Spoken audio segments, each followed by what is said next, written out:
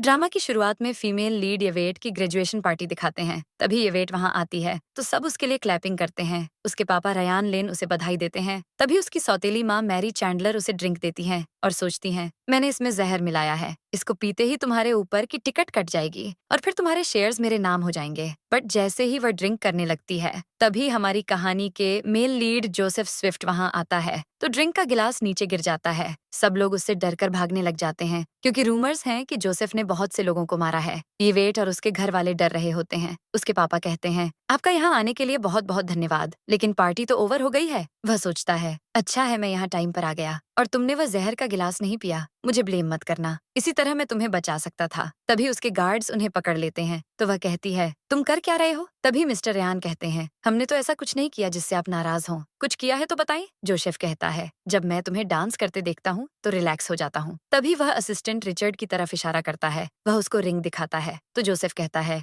मुझसे शादी कर लो, मेरे लिए डांस करो, लेकिन हाँ, सिर्फ तुम मेरे लिए डांस करोगी और किसी के लिए नहीं। वह कहती है, तुम गलत पर्सन के पास आए हो, मैं तुम्हें नहीं जानती और अभी तुमने मेरे पेरेंट्स को पकड़ लिया, मेरा तुमसे कोई लेना देना नहीं है। तभी मैरी सोचती है, ना ये झर पी सकी और अब तो मुझे इसकी वजह से झुकना पड़ रहा है, किसी को पता चला तो मैं मुंह दिखाने के काबिल नहीं रहूंगी। तभी जोसेफ उसे शूट करता है तो वह कहती है, मैं अभी पुलिस को बुलाकर तुम्हें अरेस्ट करवा दूंगी। तभी गार्ड हंसकर कहता है, पुलिस को बुलाओगी? क्लाउड विले में वही होता है जो मिस्टर जोसेफ चाहते हैं। दूसरा गार्ड कहता है, आपके लिए अच्छा होगा रिंग एक्सेप्ट कर लें, वरना आपके पेरेंट्स यहाँ से सही बाहर नहीं जा सकेंगे। जोसेफ कहता है, तो बताओ शादी करोगी? तो मेरे आदमी बैंक्वेट ढूंढेंगे, अगर नहीं करोगी तो। तभी मैरी कहती है, करेगी? तभी वह कहती है, मेरी बेटी इस शादी के लिए मान जाओ, मैं यहाँ मरना नहीं चाहती। मिस्टर रयान कहते हैं, तुम पागल हो, तुम मेरी बेटी के साथ ऐसा करोगी खुद को बचाने के लिए? तभी वह कहता है, तुम मानोगी या नहीं? तभी वह उसकी आंखों पर पट्टी डालकर शूट करता है। वह कहती है, मुझे जाने दो। तो उसके पापा शूट से डर जाते हैं लेकिन शॉट मिस हो जाता है। वह कहता है, अब मिस नहीं होगा। इवेट रोते हुए कहती है, ठीक है, मैं शादी के लिए तैयार हूँ। मैरी सोचती है, तुम्हारी वजह से हम मरने वाले थे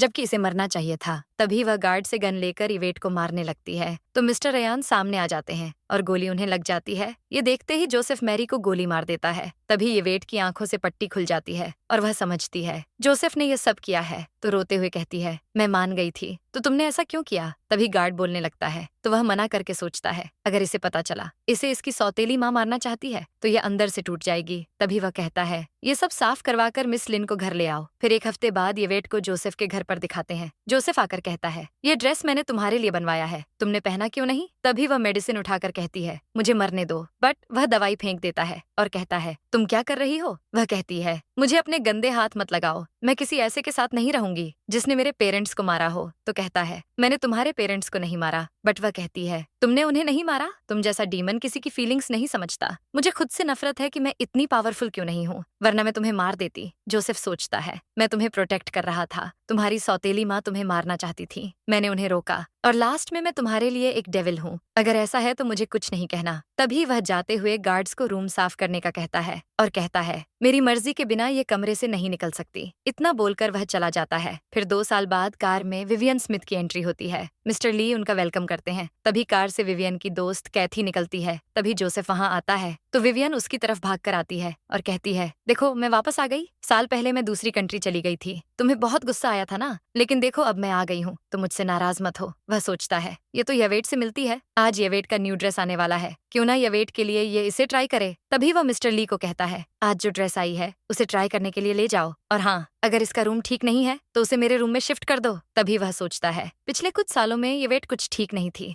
मैं नहीं चाहता ये येवेट को डिस्टर्ब करे। तभी वह वहां से चला जाता है। मिस्टर ली सोचते हैं, सर को हमेशा से उन लोगों से नफरत है जो उनकी चीजों को टच करते हैं, लेकिन मिस विवियन के साथ ये लगा है। न सिर्फ इन्हें अपना रूम दे रहे हैं, सर उन्हें ड्रेस भी दे रहे हैं, शायद सर अनाउंस करने वाले हैं। कैथी कहती है, मैंने तो जोसेफ के बारे में सुना था, ये बहुत रूड है, लेकिन आदमी प्यार करने से बदल जाते हैं। मिस्टर ली कहते हैं, सर आपसे बहुत प्यार करते हैं। ये सुनते ही वह बहुत खुश होती है। फिर येवेट को दिखाते हैं। वह अपनी फोटो देखती है। वह फ्लैशबैक याद करती है जब जोसेफ ने फोर्सफुल्ली उसके साथ नाइट स्टे किया था। अब वह अपनी बेली को टच करते हुए साइड पर रखा फूल उठाकर सोचती है, जैसे रोसेस पर लगे कांटों से चोट लगती है। जोसेफ का प्यार भी बिल्कुल ऐसा ही है। तभी वह लाइट से फूल जला देती है और सामने रखे पोस्टर को आग लगा देती है और खुद से कहती है, मैं अपने बच्चे को यहाँ से लेकर भाग जाऊंगी। दूसरी तरफ मेड विवियन के आगे फूल की ट्रे करती है तो वह कहती है, ये मेरे लिए है। कैथी कहती है, जोसेफ तो तुम्हें बहुत पसंद करता है। तभी मिस्टर ली उसे विवियन का सामान रूम में ले जाने का कहते हैं। वह बैग्स लेकर चला जाता है। वह कहती है, मैंने देखा बालकनी फुल रोसेस से डेकोरेट है, देखो कहीं तुम्हारे लिए सरप्राइज तो नहीं। तभी वह वहां जाने लगते हैं तो मिस्टर ली कहते हैं उस एरिया में जाने की इजाजत नहीं है। कैथी कहती है ये तुम लोगों के लिए रूल्स हैं। विवियन तो जोसेफ की आंखों का तारा है, उन्होंने तुम्हें बस सरप्राइज खराब ना हो तो वहां जाने से मना किया है। विवियन कहती है उसे पता चला मैं आ रही हूँ तो उसने ये मेरे लिए प्लान किया है। इतना बोलकर वह वहां जाती है,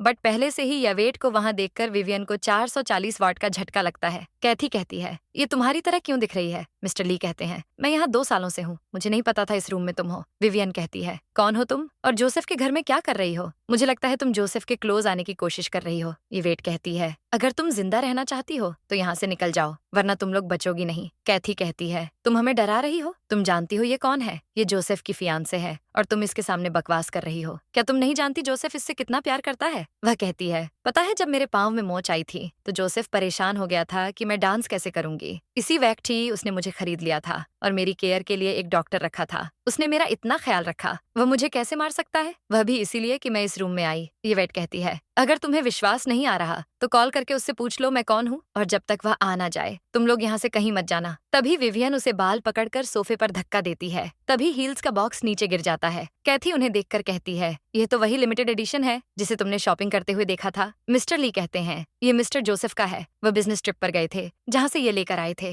हो सकता है ये आपके लिए हो। विवियन कहती है तुम कितनी बेशर्म हो, न सिर्फ जोसेफ का सरप्राइज खराब किया, जो गिफ्ट वह मेरे लिए लाया था वह चुरा लिया, मुझे तुम्हें सबक सिखाना ही होगा। वह कहती है ये उसने मुझे 3 साल पहले दिए थे। विवियन कहती है 3 साल पहले, मजाक कर रही हो क्या तुम कह रही हो तुम जोसेफ से मिली हो। मिस्टर ली कहते हैं मैं यहाँ काफी अरसे से हूँ, मैंने तो तुम्हें यहाँ नहीं देखा। कैथी कहती है तुम अपनी झूठी बातों से हमें बेवकूफ बनाना चाहती हो। येवेट कहती है उसने ये सबसे छुपाया है, तुम्हारे जाने के बाद वह पिछले कुछ सालों में मेरे साथ था। तो कहती है तुम्हारे पास मेरे जैसा चेहरा है इसलिए ऐसा हुआ, तुम्हारी हिम्मत कैसे हुई जोसेफ के क्लोज आने की, जरूर तुम्हारी कोई साजिश होगी, लगता है तुम्हें आदमियों के पास मंडराना अच्छा लगता है। कैथी कहती है क्यों ना इसके लिए और लड़के ढूंढें जो इसे कंपनी दें। तभी वह गार्ड को सड़क से भिखारियों को लाने का कहती है, वह फौरन चला जाता है। विवियन कहती है उसे नीचे ले चलो, जब वह लोग आ जाएंगे तो मैं ये सब देखना चाहती हूँ ताकि इसे पता चले उसके साथ क्या होता है जो किसी और के बंदे को बहकाती है। कैथी उसे ले जाने लगती है तो वह उसे धक्का देकर कहती है मेरी शादी हो गई है, ये देखो ये हमारी वेडिंग रिंग है। दूसरी तरफ जोसेफ को दिखाते हैं,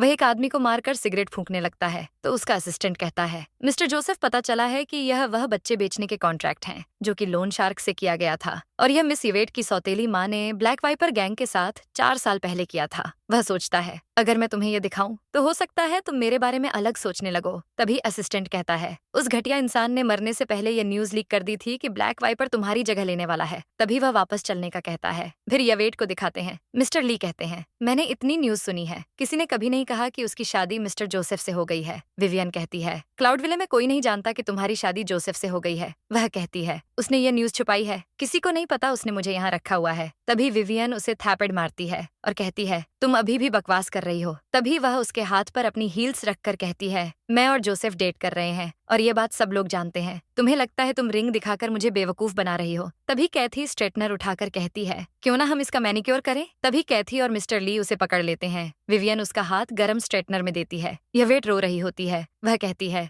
देखो क्या हाल हो गया तुम्हारा, हमने वीडियो भी रिकॉर्ड की है। तभी कैथी विवियन को उसके पांव के प्रेशर पॉइंट्स को हील से दबाने का कहती है। विवियन कहती है हाँ तुमने सही कहा, वैसे भी इन शूज को उसने हाथ लगाया तो मुझे चाहिए भी नहीं। तभी वह पुष्प इन शूज में डालती है तो वह कहती है अगर तुमने ऐसा किया तो जोसेफ तुम्हें छोड़ देगा नहीं। विवियन कहती है चलो देखते हैं वह मेरे साथ क्या करता है। तभी वह शूज उसे पहनाती है। येवेट चिल्लाती है लेकिन वह नहीं रुकती, उसके पांव से खून निकलता है। फिर भिखारी वहां आते हैं, वह खुश होने लगते हैं तो वह कहती है ऐसा करना कि यह मर जाए। वह कहती है अगर उसे पता चला तो वह तुम्हें मार देगा। तभी वह दोनों लैड के उसके क्लोज आने लगते हैं। कैथी उसकी वीडियो बनाती है तो वह जल्दी से ड्रॉअर से अपनी प्रेगनेंसी रिपोर्ट दिखाती है। वह सब दंग रह जाते हैं, वह भिखारी डरकर भाग जाते हैं। तभी विवियन कहती है तुमने तो पहले से सब तैयारी कर रखी है। तभी वह उसकी बेली को पुश करती है, वह उसे पूल ले जाने का कहती है। दूसरी तरफ जोसेफ बहुत स्पीड में आ रहा होता है। फिर येवेट को दिखाते हैं, वह उसे पूल के पास ले आते हैं। उसकी हालत बहुत खराब होती है। तभी कैथी मेड से आइस वाटर मंगवाती है और कहती है मुझे कम ही आइस वाटर मिला है, क्यों ना हम इंटरनेट पर इसे दिखाएं।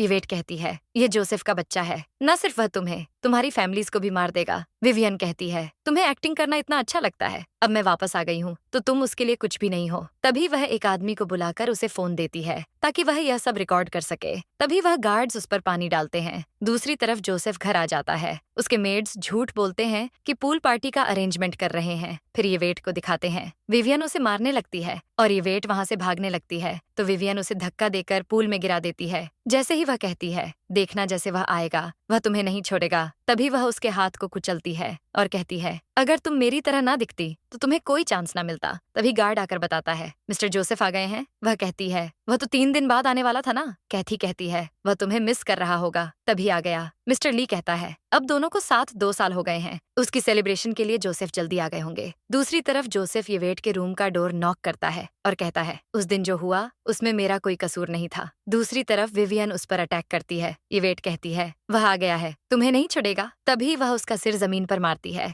दूसरी तरफ जोसेफ रूम में जाता है। वहाँ ये वेट को ना देखकर वह दंग रह जाता है। तभी गार्ड आकर कहता है, वह पूल में लेकर गए हैं उन्हें। तभी वह वहाँ जाता है। इधर यह वेट बेहोश हो जाती है। जैसे ही विवियन जोसेफ को देखती है तो कहती है, तुम तो आज नहीं आने वाले थे। जोसेफ के आने से विवियन ने उसे गायब करवा दिया था। विवियन कहती है, कोई लड़की आ गई थी लेकिन मैंने उसे मार दिया। तो वह सोचता है, ब्लैक वाइपर गैंग में तो आदमी होते हैं, फिर ये। तभी वह पुल के पास जाने लगता है तो वह कहती है, तुम इस औरत को मत देखो वरना तुम डिनर नहीं कर पाओगे। तभी वह सोचता है, डिनर टाइम में ये वेट बालकनी में आती है, अगर उसने मुझे इसके साथ देख लिया तो वह मुझे गलत समझेगी। तभी वह उसके सर पर हाथ रखता है तो वह खुश हो जाती है। कैथी सोचती है, इसे यूज करके मैं मिस्टर जोसेफ के क्लोज आ जाऊंगी। तभी वह इमेजिन करने लगती है कि वो उसे किस करता है। वह दंग रह जाती है और सोचती है, इसने मुझे सबके सामने किस किया, यानी ये मुझसे बहुत प्यार करता है। इधर जोसेफ सोचता है, ऐसा नहीं हो सकता, ये वेट कोई रिस्पांस ना करे। तभी वह कहता है, क्या तुम में से कोई उस रूम में गया था? विवियन कहती है, हाँ, एक औरत थी रूम में। वह शॉक हो जाता है। कैथी कहती है,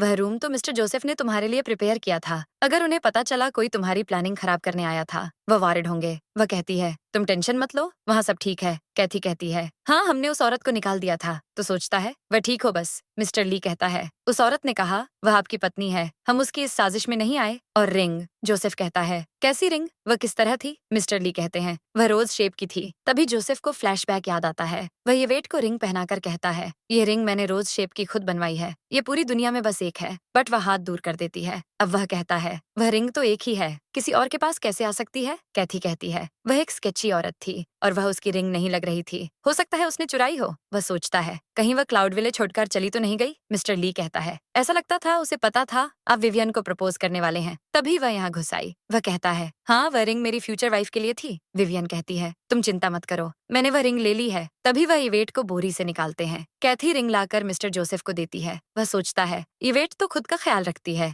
ये ब्लैक वाइपर गैंग से थी जो यहाँ घुस आई। तभी वह उसकी बॉडी को क्रोकोडाइल को देने का कहता है। मिस्टर ली सोचता है, हमारे पास बहुत क्रोकोडाइल हैं जो बहुत दिनों से भूखे हैं, अगर इसे फेंका तो ये बचेगी नहीं। लगता है जोसेफ इसे सच में पसंद करते हैं। तभी वह उस लड़की को ले जाने का कहते हैं और जोसेफ पूल साफ करने का कहता है। अब वजन इससे लगता है तो वह कहती है, इतने दिनों बाद हम मिले हैं, साथ डिनर करेंगे। वह सोचता है, क्या ये वेट ठीक नहीं है, इसलिए बालकनी में नहीं आई। वह कहता है, मेरे पास टाइम नहीं है। वह कहती है, क्या तुम अभी भी मुझसे नाराज हो? वह नहीं कहता है तो कहती है, तुम बहुत जिद्दी हो, तुमने उस लड़की को रूम में बंद कर रखा और ना उसे छुपा कर रखा क्योंकि वह मेरी तरह है। जोसेफ कहता है, तुम क्या कह रही हो, कौन तुम्हारी तरह दिखती है? वह कहती है, वहाँ रहने वाली लड़की। वह फौरन रूम की तरफ भागता है। विवियन भी उसके पीछे आती है। रूम में ब्लड देखकर वह उसकी नेक पकड़कर कहता है, बताओ यहाँ पर रहने वाली लड़की कहाँ है और फ्लोर पर ब्लड क्यों है, क्या हुआ था यहाँ? वह कहती है, मैं नहीं जानती उस औरत को। तभी वह उसे नीचे धक्का देता है। वह कहती है, मैंने बस उस लड़की को आते देखा, मुझे नहीं पता वह कौन है। वह हील्स पर ब्लड देखकर कहता है, इस शूज की ओनर कहाँ है? वह कहती है, ये उसके शूज नहीं है। तो कहता है, तुमने नहीं कहा तुमने यहाँ औरत को देखा, बताओ मुझे। वह कहती है, मैं सच कह रही हूँ, ये उसी औरत के हैं जो यहाँ घुस आई थी। वह दंग रह जाता है, नहीं, ऐसा नहीं हो सकता, वह बॉडी उसकी नहीं थी। तभी उसके पाँव में पुशपिन लगती है। उसे उतारकर वह कहता है, ये क्या है? वह कहती है, मैंने इससे उस औरत को पनिश किया था।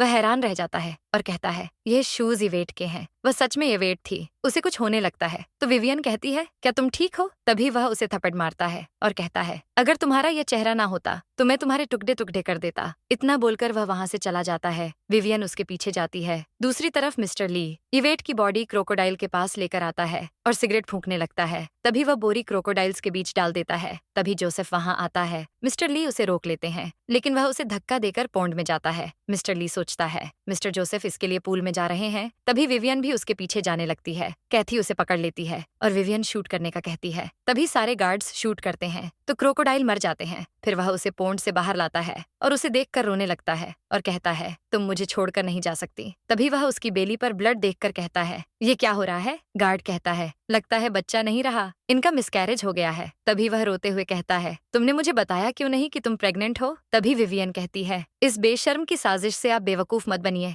जरूर ये किसी और का बच्चा है। ये ऐसा इसलिए कर रही है ताकि तुम इससे शादी कर लो। तभी वह उसे किस करता है और अपना कोट उस पर डालकर उठ जाता है और कहता है, यह सब तुमने किया है ना? तभी डरकर विवियन नीचे गिर जाती है। वह कहती है, मुझे लगा ये तुम्हें मेरे ना होने पर बहका रही थी। क्या तुम्हें मेरी वजह से इससे प्यार नहीं हुआ था? ये तो बस एक स्टैंड इन है। वह गुस्से से गन उठाकर कहता है, तुम्हें भी मैं अपनी यवेट और बच्चे के पास भेज देता हूँ। तभी असिस्टेंट आकर कहता है, शूट मत करिए, क्लाउड विले में हर तरफ पुलिस घूम रही है। अगर फायर हुआ तो हमें फंसाने के लिए ब्लैक वाइपर गैंग को चांस मिल जाएगा। तभी वह गन उसे दे देता है और कहता है, डॉक्टर को बुलाओ। फिर वह यवेट को उठाकर यहाँ से चला जाता है। ये सब देखकर विवियन सोचती है, इसकी वजह से जोसेफ मुझे सच में मारने वाला था। तभी कैथी उसे कहती है, आज मिस्टर जोसेफ ने ऐसा रिएक्ट क्यों किया? क्या इसलिए क्योंकि तुमने उन्हें धोखा दिया था और कुछ कहे बिना चली गई थी? ये सब वह बस तुम्हें जेलस करने के लिए कर रहे हैं, वरना वह डेकोरेशंस क्यों की? वह हाँ कहती है। फिर यवेट होश में नहीं होती, सभी उसके पास होते हैं। विवियन कहती है, जोसेफ मैं जानती हूँ मैंने गलत किया है, लेकिन ये इतनी भी इम्पोर्टेंट नहीं है कि तुम इसके लिए इतना परेशान हो। जोसेफ को उसकी बात पर गुस्सा आता है। वह तभी उसको जोर का थप्पड़ मारता है। कैथी कहती है, तुमने विवियन को थप्पड़ क्यों मारा है? जोसेफ अपने असिस्टेंट से गन लेता है और कहता है, तुम सब दुआ करो कि यवेट को कुछ ना हो,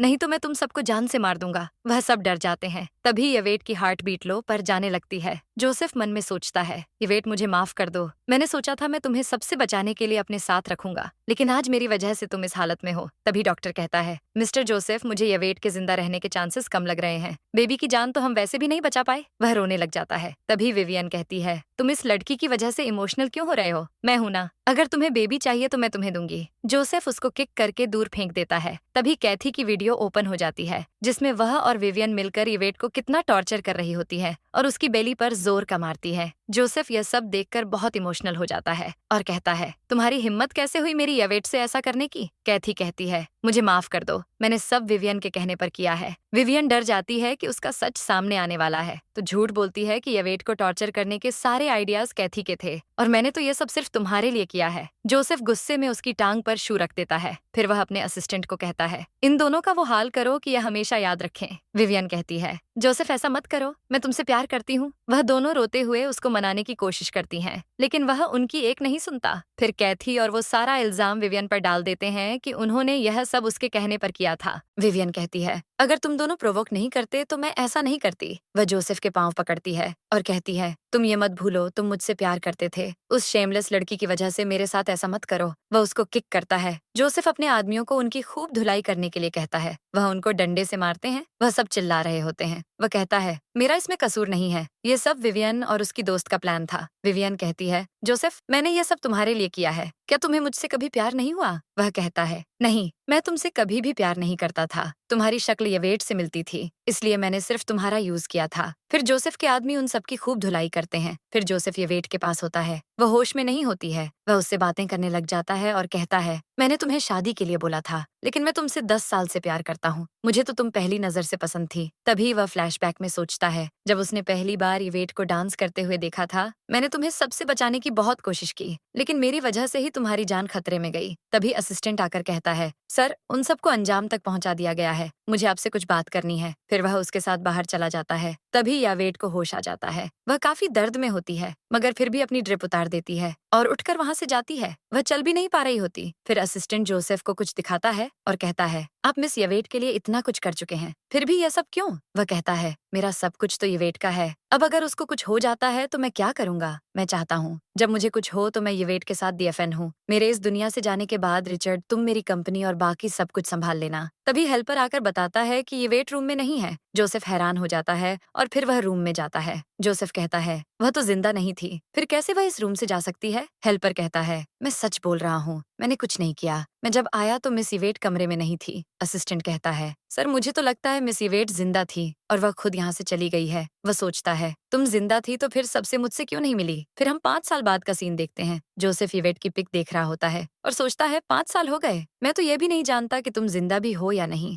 अगर जिंदा हो तो मुझे अभी तक मिली क्यों नहीं? तभी असिस्टेंट आता है और कहता है, पता चला है कि यवेट जैसी दिखने वाली लड़की किसी गाँव में है और यह भी पता चला है कि वह खुश हो जाता है और कहता है चलो उसको लेने चलते हैं। तभी पीछे से वह सुन लेता है और कहता है जोसेफ, 5 साल पहले तुमने जो मेरे साथ किया था इवेट के पीछे, अब देखना मैं तुम्हारे साथ क्या करता हूँ। फिर यवेट एक बच्ची के साथ रोड पर कहीं जा रही होती है। तभी एक बाइक वाला कहता है ध्यान से चलो मेरी माँ, रोड को अपने बाप का माल समझा है क्या? तुम्हारी वजह से मैं भी गिर सकता था। वह कहती है तुम बाइक गलत चला रहे थे, मेरी गलती नहीं है। तभी जोसेफ वहाँ आ जाता है और कहता है बहुत दिनों बाद मिल रहे हैं, चलो मेरे साथ घर चलो। वह आदमी कहता है सारी गलती इस लड़की की थी, अगर तुमने मुझे पैसे नहीं दिए तो मैं पुलिस को कंप्लेन कर दूंगा। रिचर्ड उस आदमी को कार्ड देने लगता है, वह रोक देती है और जोसेफ को कहती है सर, मुझे लगता है आपको गलतफहमी हुई है, मैं वो लड़की नहीं हूँ जो आप सोच रहे हैं। और आप इस आदमी को पैसे क्यों देंगे? इसने मुझे हिट किया है बाइक से, मैंने नहीं। जोसेफ सोचता है मैं जानता हूँ तुम यवेट ही हो, तुम झूठ बोल रही हो। सुसान जो कि जोसेफ और यवेट की बेटी है, वह कहती है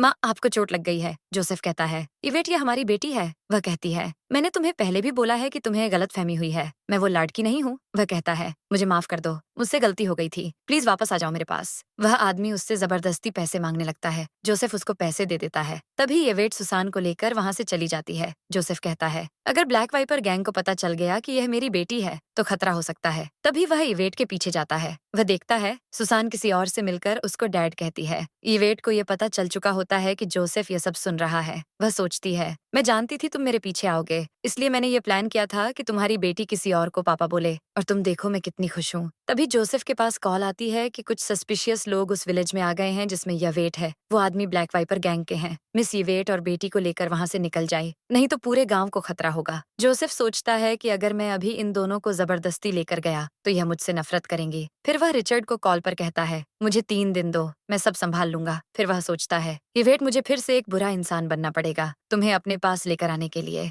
फिर वह शॉन वेस्ली को, जो ब्लैक वाइपर गैंग का लीडर है, उसको जोसेफ की कंपनी की सारी रिपोर्ट दे देता है। वह उसको कहता है कि जोसेफ ने मेरी जिंदगी जहन्नुम बना दी थी, मैं उससे बदला लेकर रहूंगा। वेस्ली कहता है जोसेफ जिस लड़की से प्यार करता है मैं उसको ग्रैब करूंगा और वह खुद मेरे पास आ जाएगा। फिर वह अपने आदमी को उसको पकड़ने के लिए बोलता है। फिर ये वेट उस लड़के को कहती है थैंक यू मेरी मदद करने के लिए। जब मैं जिंदगी से हार चुकी थी तब मैंने रिवर में जंप कर दिया था, तब तुम्हारे माँ पापा ने मुझे बचाया था और तब से वह मेरा और मेरी बेटी का ख्याल रखते हैं। उन्होंने मुझे रहने के लिए घर भी दिया था। वह कहता है तुम्हें जब भी मेरी जरूरत होगी मैं तुम्हारी मदद करूंगा। वह कहती है मैं जानती हूँ तुम अच्छे आदमी हो। तभी जोसेफ वहाँ आ जाता है। ये वेट कहती है जोसेफ तुम यहाँ क्या कर रहे हो? वह कहता है तुमने तो कहा था तुम मुझे नहीं जानती, तो फिर तुम्हें मेरा नाम कैसे पता है? वह कहती है तुम काफी फेमस हो, तो ऐसा कैसे हो सकता है कि मुझे तुम्हारा नाम नहीं पता हो? जोसेफ सोचता है कि यह सच में मुझे नहीं जानती। वह कहती है रात के टाइम तुम जैसा अमीर आदमी इस छोटे से गांव में क्या कर रहा है? वह आगे बढ़ने लगता है। तभी विंसेंट बीच में आ जाता है। जोसेफ कहता है दूर हो जाओ वरना मैं तुम्हें मार दूंगा। ये वेट सोचती है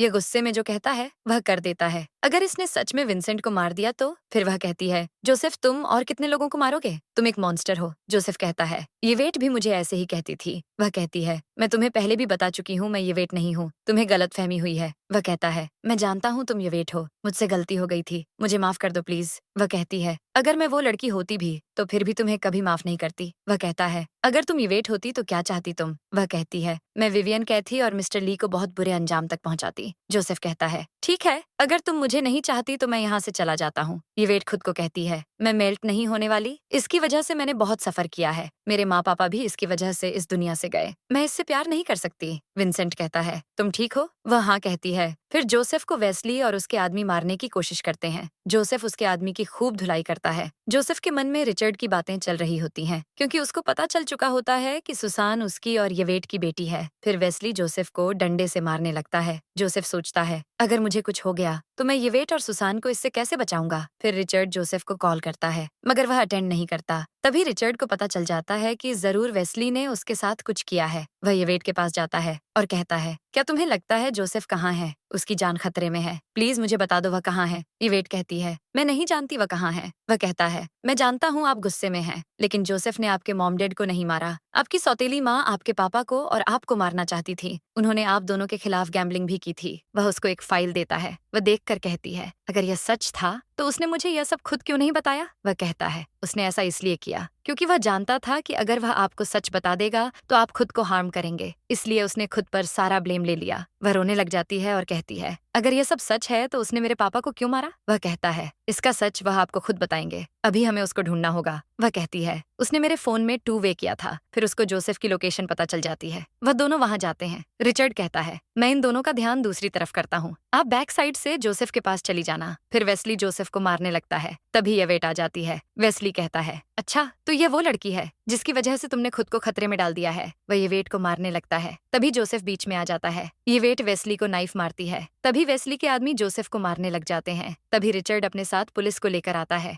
वेस्ली गुस्से में वहां से भाग जाता है। रिचर्ड और येवेट उसको हॉस्पिटल लेकर जाते हैं। फिर जोसेफ होश में नहीं होता। येवेट उसके साथ बैठी सोच रही होती है कि डॉक्टर ने बोला है जोसेफ का ब्रेन ट्रॉमेटाइज्ड हुआ है। अब यह लक की बात है कि कब इसको होश आए। येवेट रोते हुए उसका हाथ पकड़ डीएच कर कहती है, तुम्हें होश में आना होगा, मुझे और सुसान को तुम्हारी जरूरत है, प्लीज ठीक हो जाओ। फिर रिचर्ड आता है और कहता है, मैंने सुसान को सेफ जगह पर बुला लिया है और वेस्ली के आदमी हमें ढूंढ रहे हैं, हमें यहाँ से जाना होगा। येवेट जोसेफ को लेकर वहां से जाने लगती है। तभी वेस्ली पीछे से गन शॉट करता है, उसको टांग में गोली लगती है, वह गिर जाती है। साथ में जोसेफ भी गिर जाता है क्योंकि वह होश में नहीं होता। तभी वेस्ली कहता है, अगर तुम मेरे साथ रोमांस करोगी तो मैं जोसेफ को नहीं मारूंगा। तभी येवेट के पापा और असली माँ आ जाती हैं। वह दोनों उसकी मदद करते हैं। वह कहती है, माँ पापा आप ठीक हो? फिर रिचर्ड आता है, वेस्ली पर अटैक करता है, उसकी गन नीचे गिर जाती है। फिर जोसेफ को होश आ जाता है। रिचर्ड वेस्ली को कॉलर से पकड़ कर बाहर निकाल देता है। येवेट जोसेफ को कहती है, तुम ठीक हो? वह कहता है, हाँ बस थोड़ा चक्कर आ रहे हैं। ये तुम्हारे हाथ से खून क्यों निकल रहा है? रिचर्ड डॉक्टर को बुलाओ। वह कहती है, नहीं मैं ठीक हूँ। माँ पापा आप दोनों जिंदा थे तो मुझसे मिलने क्यों नहीं आए? पापा कहते हैं, चलो अंदर चलकर बात करते हैं। फिर माँ कहती है, चैंडलर ने गैम्बलिंग की और तुम्हारे पापा के क्लोज आकर मुझे उनसे दूर करने की कोशिश की, फिर मुझे अंडरग्राउंड बेसमेंट में लॉक कर दिया था। वह रोते हुए माँ के गले लगती है और कहती है, माँ आपने बहुत सफर किया है। फिर कहती है, पापा क्या आपको जोसेफ ने शूट किया था? माँ कहती है,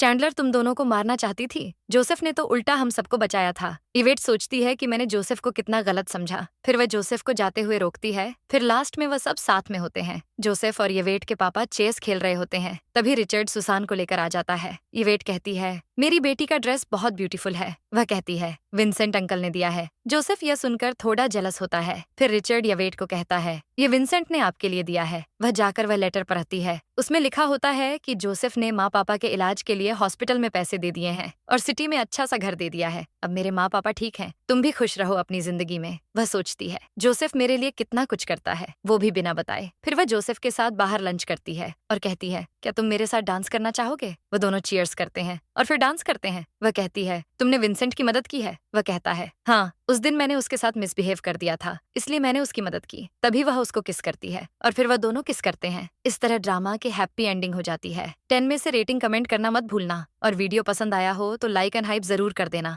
ऐसे ही इंटरेस्टिंग ड्रामा देखने के लिए चैनल सब्सक्राइब कर देना और हमें सपोर्ट करने के लिए डिस्क्रिप्शन में लिंक चेकआउट करना। आपका थोड़े से भी सपोर्ट से हमें बहुत हेल्प हो जाएगी। Bye, see you in next video.